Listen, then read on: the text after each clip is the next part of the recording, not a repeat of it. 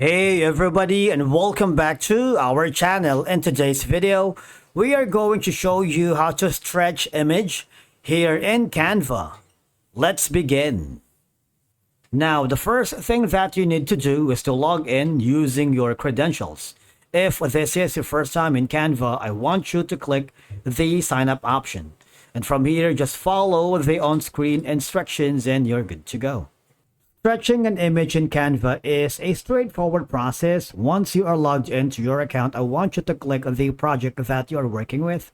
If you haven't already, these are some of the templates that you can start building in, like business templates, social media, education, video, marketing, and print products. Or just click the create a design option in the upper left corner. Now, I'm going to upload a specific file here.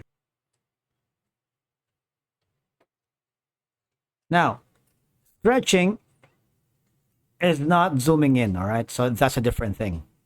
You see, it still has the same width, right?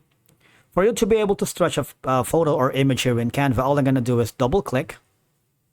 Now what happens is you would be forwarded here. You can free transform, right? You can rotate, and you can do a lot, all right? But the thing for you to be able to stretch an image here is by pressing the shift option. Okay, that's going to be the crop feature. You see that? That's one way for you to be able to stretch an image. Again, I'm gonna undo everything here. Double click the photo right here. Press shift on your keyboard or command if you're using the Mac. And from here, you can do a lot of things, right?